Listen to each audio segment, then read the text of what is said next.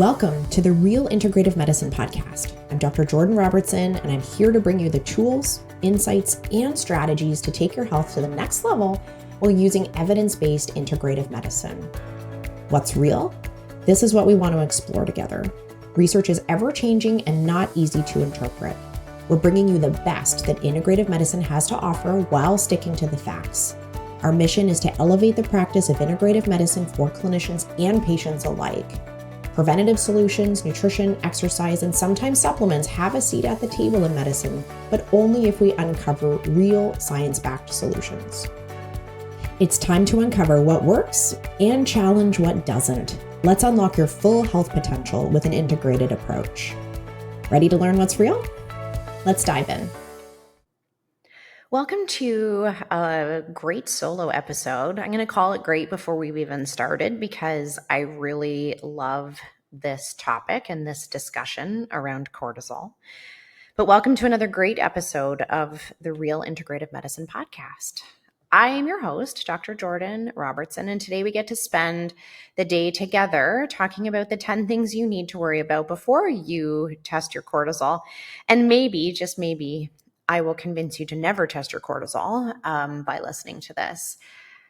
I have had a really challenging relationship with cortisol testing in my industry. It has always seemed like this really attractive way to describe why patients feel the way they feel. It felt like this measurement that was going to finally acknowledge the difficulty and challenge of living in modern life. It's always seemed like this, this biomarker that was going to finally help our patients and our doctors understand that stress causes illness. And yet, the testing for cortisol is incredibly volatile, meaning that the readings will change every 5 minutes, and that makes it really hard to use it as a diagnostic test. There's also significant what we call patient variability, meaning that my cortisol and your cortisol could look the same, but we both feel different. They could look different, but I feel stressed and you don't, or vice versa.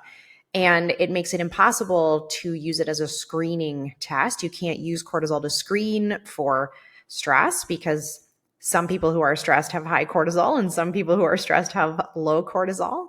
And you can't use it as a diagnostic test because people adapt differently to repetitive stressors. People's past, the things that have affected them in their life, like adverse childhood events, etc., will change parts of their cortisol response. And so testing it in an individual one time really does nothing for us. It doesn't tell us if you're stressed. It doesn't tell us about your body. It doesn't tell us how to treat you. And I'm letting the cat out of the bag a little bit before we go through my 10 things that I have for us to look at. But I've really always struggled with this because I expected the discussion around cortisol testing to go by the wayside when we started to realize and acknowledge that the test itself is not very valid in assessing stress, assessing burnout. And yet here we are, 15 years after I graduated from school, still talking about testing cortisol. I will give you one little caveat here in that if we tested your cortisol every single day for a couple of years, we might be able to see some patterns in how your body and stress response manages, adapts, and shifts over time. But that is not practical, nor that's not what we do, right? And so what we do is we test it one time, we test it twice in the same day in one patient. We maybe do salivary readings over multiple points in time. And this is actually one of the times where salivary hormone matches the blood hormone relatively well. But those readings don't help us make decisions, don't help us diagnose you. So it's a challenge. And often I would work with patients who wanted their cortisol to be tested, and it still comes up occasionally in our discussion with clinicians that they're like, well, should I test their cortisol? There are so many things we should consider instead of testing someone's cortisol. And if you think about why you might ask for that test, right? Like, who's walking through the door asking for that test? People who feel stressed, people who feel burnt out, people who feel excessively tired, that it seems like unrelenting fatigue, people who feel, I'm going to use the word dysregulated. So maybe they feel fine some days, but then really unwell other days. Maybe they feel like it's unpredictable, that their body is not reliable, right? Like their energy and body are not reliable from day to day. And so that's the kind of person that kind of walks through the door saying, something is amiss. I would like to have some testing done. So I want to go through with you the top 10 things I think you need to consider before you test your cortisol. And when we get to the end of that list, the answer probably still would be don't test your cortisol. But there are so many other things that affect that sort of lackluster, meh feeling that people have that has nothing to do with their cortisol. So let's go through my list. I've written us a nice top 10 things you need to think about instead of cortisol. So number one is so obvious, and it's sleep.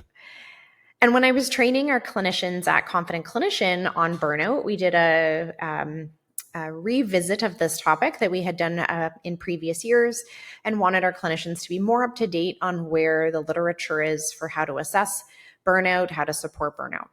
But we talked about fatigue and how difficult fatigue is as a symptom, because almost every medical condition has fatigue as part of it. So if your patient only presents with fatigue, it really puts you in this like deep detective mode where you need to figure out what is going on with them. And I reminded the clinicians that for fatigue to be a symptom, the patient has to have done things that we would have do that would normally improve their fatigue. And so often patients have fatigue, but when we ask them about their sleep, they're like, oh, I only need 4.5 hours.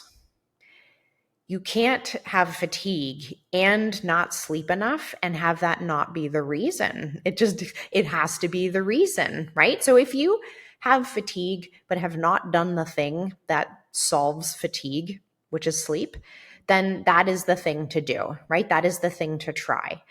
And a lack of sleep or dysregulated sleep, meaning that maybe you sleep fine some nights and you don't sleep enough other nights. Maybe you have social jet lag. Maybe you have jet lag from your work. Maybe you work shifts and some nights you go to bed later than others. Maybe you have interrupted or disrupted sleep because of small children or for other reasons. Please lock your cat out of your bedroom. Like, I love your cat, but also they shouldn't sleep with you.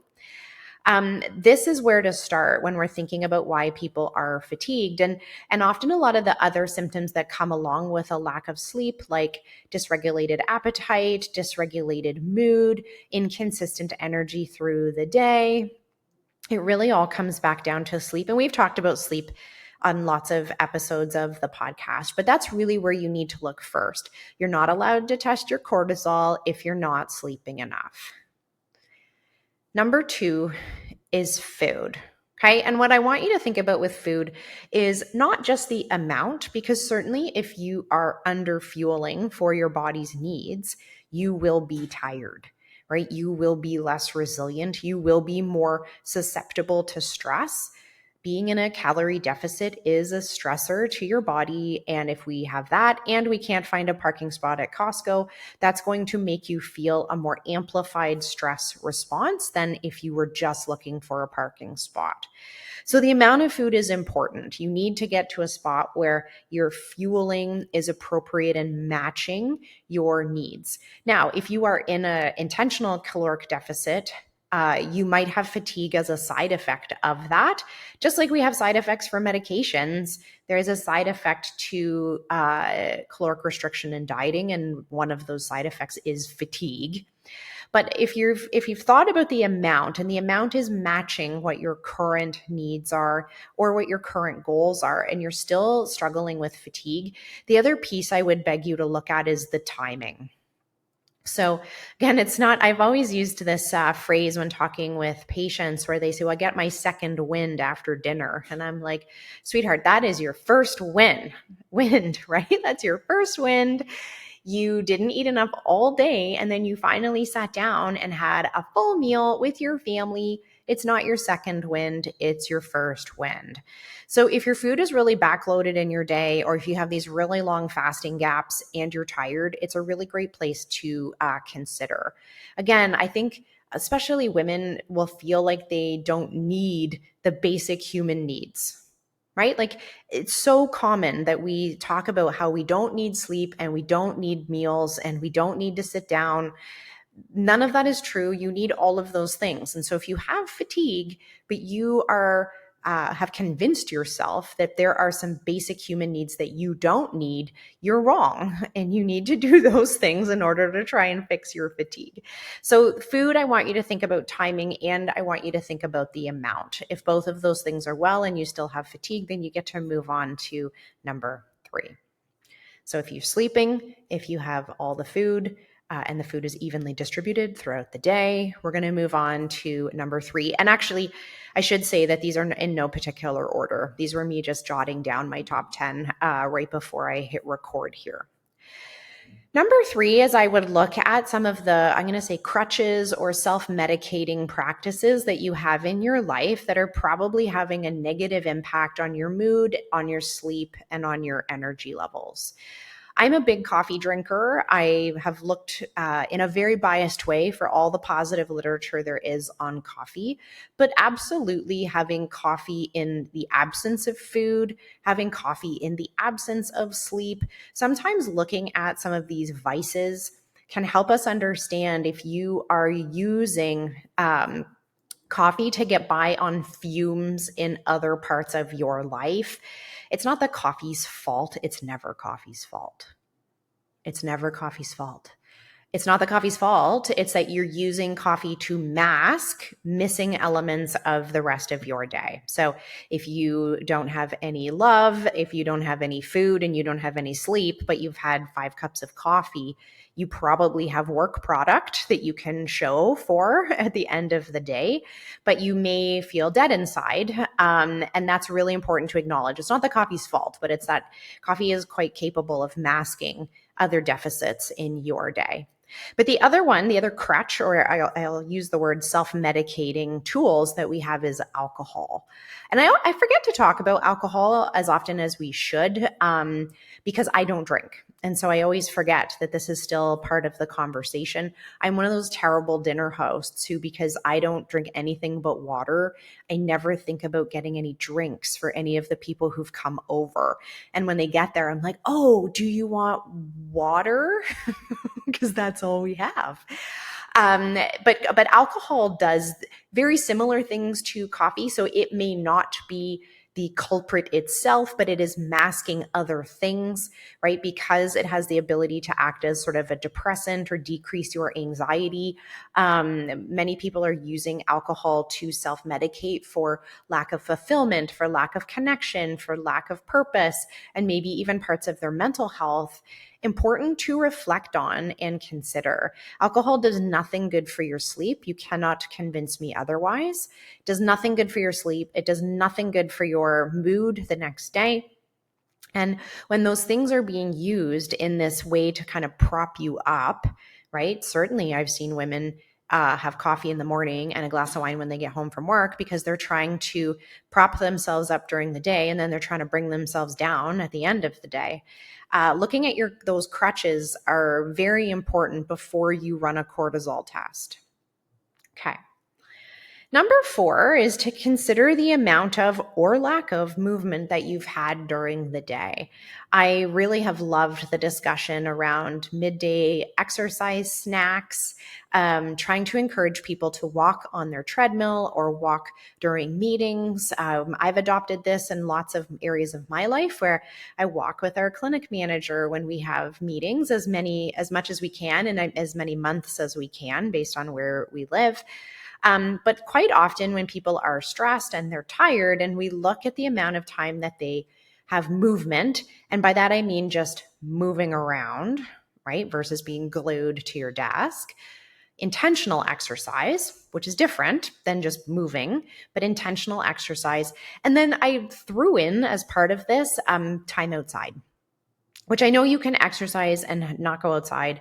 But those three things really fall into the same bucket for me, is that are you moving your body during the day in, awesome space, being outside enough that you don't feel like death at the end of the day? So it's a great place to examine. And this is a good thing. Like if you exercise, but only some days of the week, right? And to hit our minimum requirements, some people can still get away with hitting their minimum requirements by exercising on less days of the week than not, actually. Ask yourself, is your energy better on those days? Right? Maybe your energy is better on a Saturday, not just because you don't work, but also because you exercise. And if we can connect that pattern for you, that might give you some fuel to actually move, take intentional breaks, go for a walk during your workday, or at least trying to balance out your exercise and movement throughout the week rather than having it be solely focused on a couple of days. That's number 4. So we've covered a lot of bases there, right? It's like if you're tired, if you're unfulfilled, if you feel stressed, instead of running your cortisol, you're going to go to bed. You're going to make sure you eat enough and have it evenly distributed through the day. You're going to stop drinking so much coffee as a cover up for your other bad behavior. And we're going to stop drinking so much wine at the end of the day, also a cover up for other things. And we're going to make sure that we intentionally move our bodies through the day and probably should go outside. Those alone would prevent many people from having to take a cortisol test or worrying that there is some biological disruption that's happening in their body as a consequence of their cortisol or stress.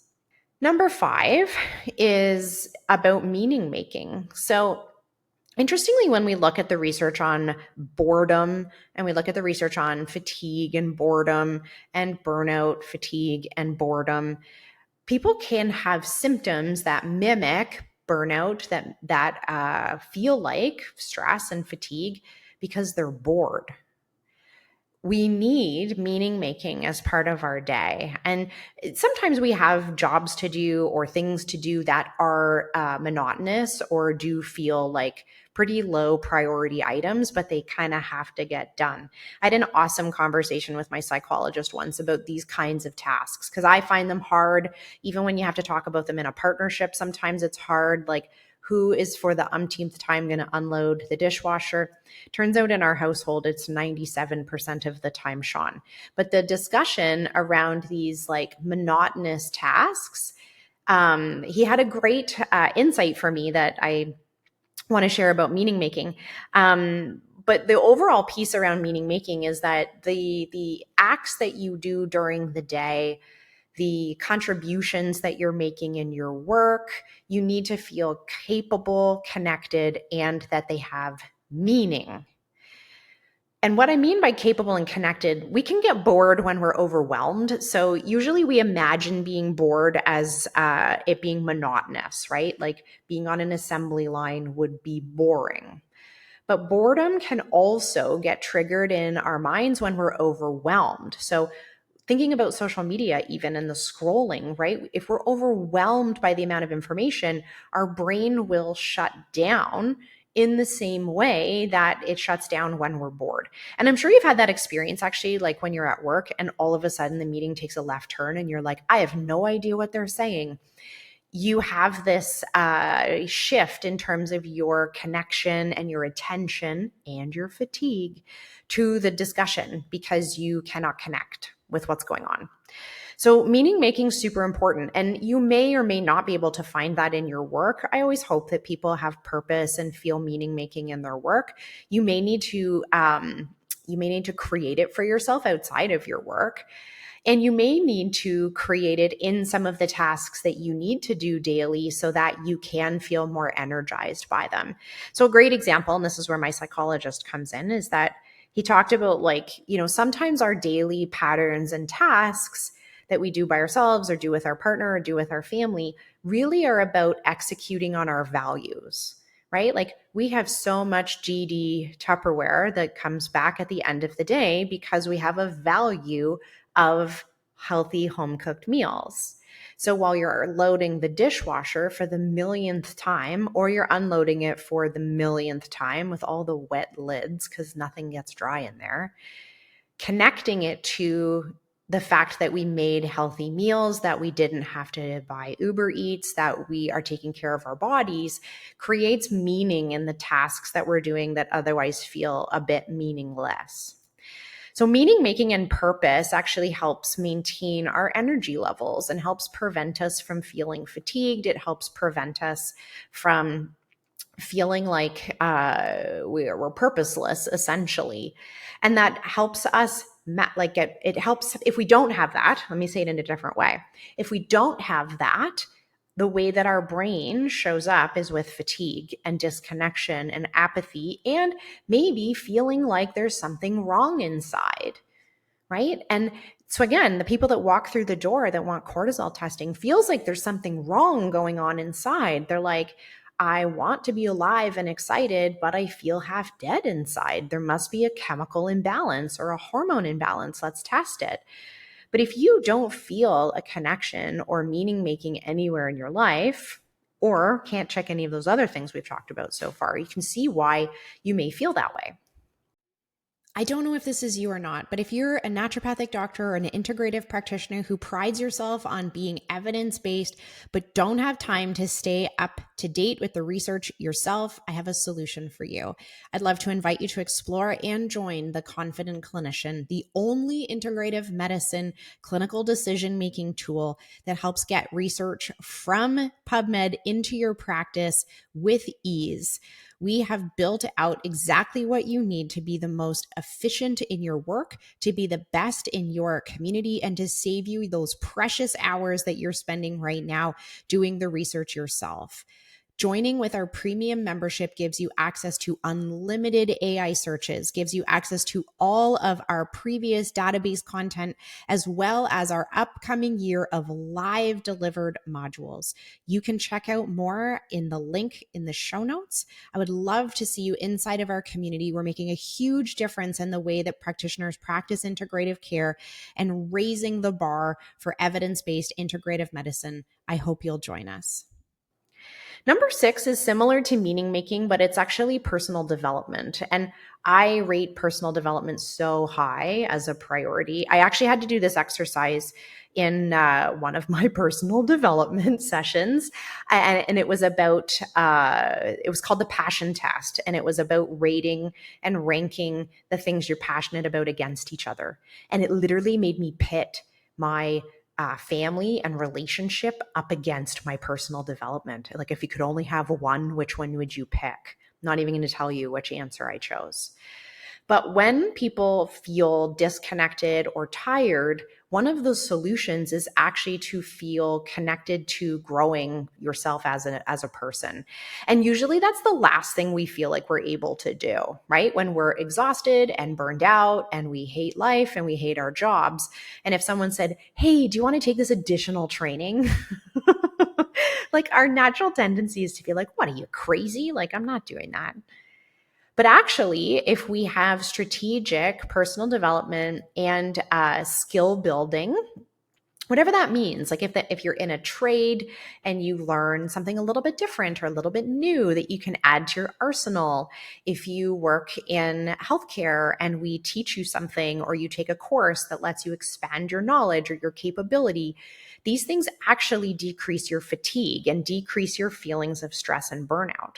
So, and it has to be sort of like that kind of personal development that doesn't feel like school, right? Like, I think we can all say that school did not make us feel filled up inside.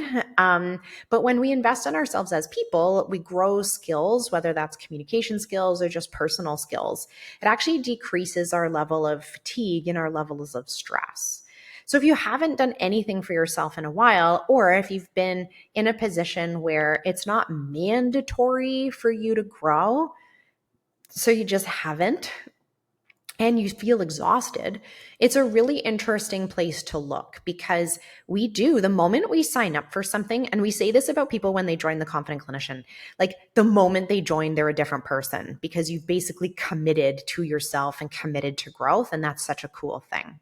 So personal development is there. And I think that's separate from meaning making and purpose, because meaning making and purpose is like understanding where you're going. Personal development is like a commitment to growth, right? From where you are to your future self. Number 7 is iron deficiency. So back to a medical biomarker. Iron deficiency is a much more reliable assessment for your fatigue and apathy than running your cortisol. So if you really want to run your cortisol and you have not had your iron and your anemia assessed, you need to start there. Okay. Don't get fancy. Let's just check for the number 1 global nutritional deficiency, especially that occurs in menstruators. Start there, fix that first. Fix that plus the other 7 things we've just talked about. And that's, I think, a really important place to start. So that's number 7. Number 8 is gratitude. So there is a really significant literature on the impact that gratitude, finding great things about your day, pre-framing your day, how that impacts the way that you show up, right? Like if you wrote in your journal in the morning, I'm so grateful I got to wake up today, and I'm going to show up as a vibrant, fun, funny person at work.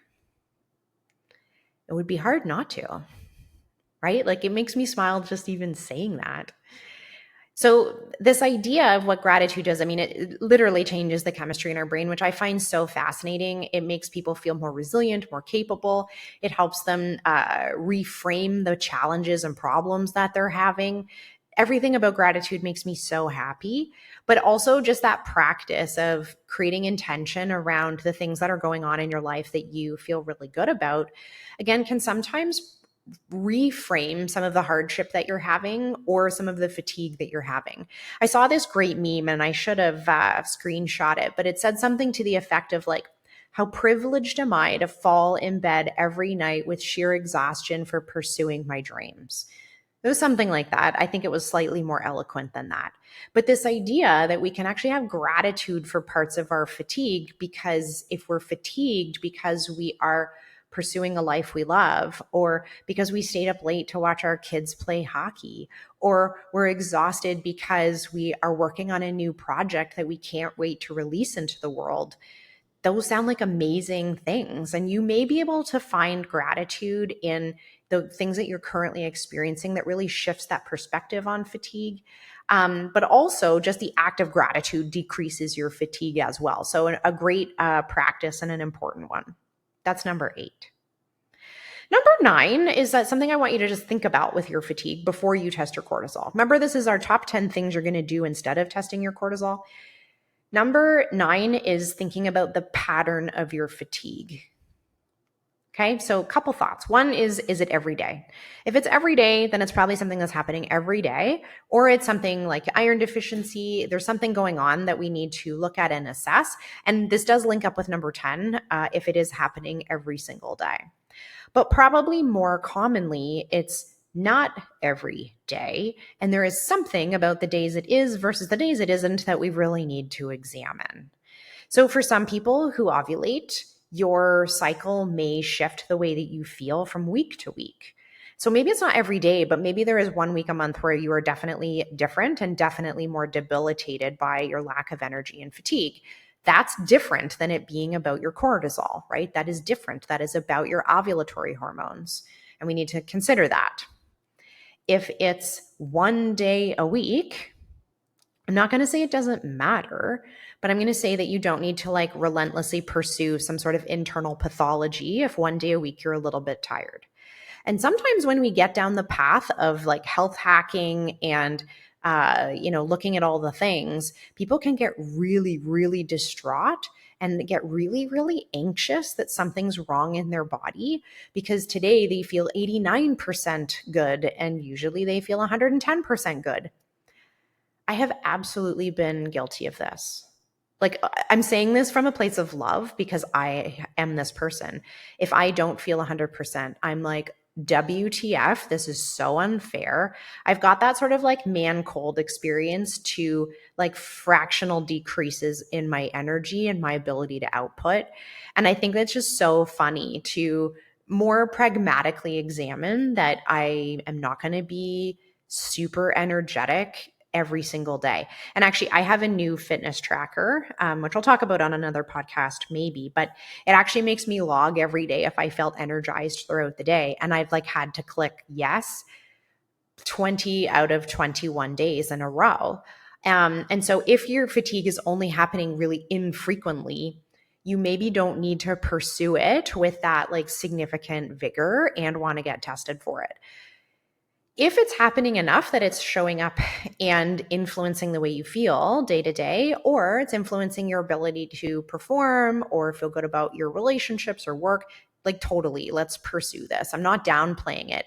It's more that I want you to acknowledge that slight changes in your energy sometimes is probably not a pathology. It's probably normal. And then number 10 is our last one, is that if you get all the way through this and you're like, nope, Jordan, my sleep is on track. My food is awesome. I don't drink too much coffee and I never drink wine. I exercise every day outside. I have meaningful work. I have clear direction and purpose. I've invested in personal development. I have a strong gratitude practice. I've had my iron checked. My ferritin is like 106. I've checked the pattern. It's more days than not. The last thing you need to consider is whether or not you're struggling with your mood. And, despite all the advancements we've made in mental health and understanding and awareness, I still come across people who don't think they have depression. I still come across people who are like, well, no, that can't be the reason why I'm tired every day and don't like my life and feel like bursting into tears sometimes, or I can't get out of bed. I still come across people where this feels like it's not even an accessible option in their brain, that this is where they may be struggling. But I call it out because if you are doing all of those other things and you still are struggling, there may be something on a deeper level that needs to be assessed, diagnosed, treated. So if you got through all the way through my list and you're like, okay, 9 out of 9, I am nailing it, but I still don't feel well, I am not suggesting that you run and get your cortisol tested still. What I'm suggesting is that you actually go see your practitioner and get assessed and be open to the idea that you may be struggling with your mental health. So that's my list. So you can see why, well, hopefully you can see why cortisol testing is not helpful. Right? Some people adapt to their stressors and their cortisol rises the first time they're pushed on stage to give a speech, but then it doesn't rise the second time. For some people who've had a history of trauma or who have a different set of, have a different set point, their cortisol will be elevated every time we ask them to give a speech, no matter what. They never adapt. There's never any habituation. We can't use cortisol to diagnose you because it's variable. It's variable person to person, day to day, hour to hour, event to event. And so searching for a biomarker that acknowledges your stress is really not helpful where we sit right now with our understanding of stress, our understanding of how to measure it. We can't do it right now with a lab test. If you're stressed, you're stressed. Like, you don't need a lab test to tell you.